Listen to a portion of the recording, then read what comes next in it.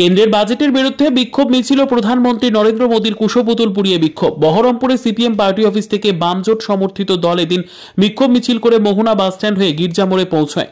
মূলত কেন্দ্রের বাজেটের বিরুদ্ধে আজকে এই আন্দোলন বলে জানান সিপিএম এর রাজ্যের ওয়ার্কিং কমিটির মেম্বার তুষার দে।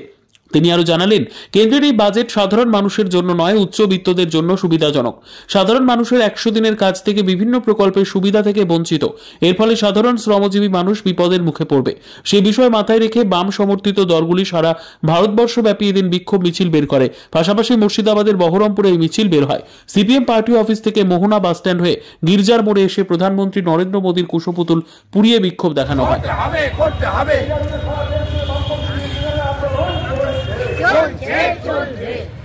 ভারতবর্ষের কেন্দ্রীয় সরকার যে বাজেট গ্রহণ নিয়েছে সেই বাজেট শ্রমিক স্বার্থ বিরোধী, কৃষক স্বার্থ বিরোধী, বেকার ছেলে মেয়েদের স্বার্থ বিরোধী, আমাদের দেশের সমস্ত সাধারণের স্বার্থ বিরোধী।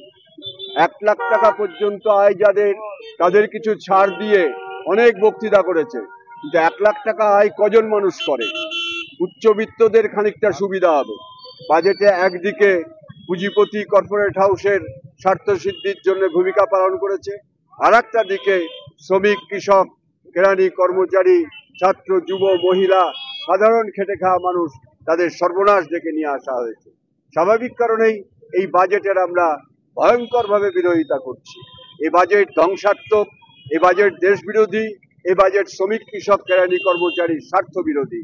তাই আমরা এর বিরোধিতা করছি।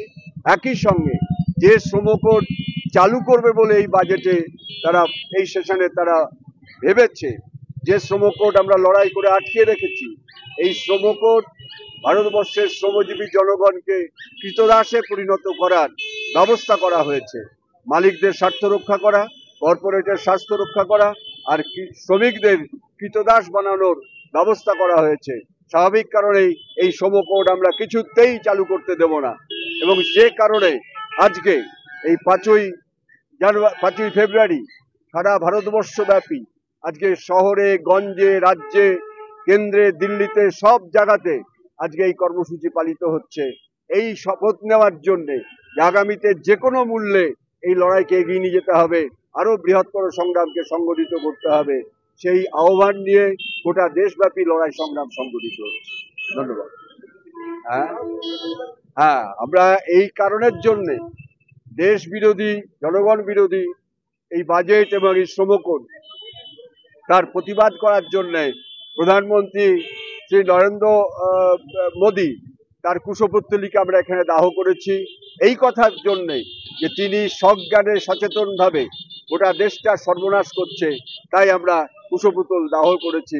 আগামী দিনে আরো বড় লড়াই করার জন্যে আমরা শপথ গ্রহণ করেছি।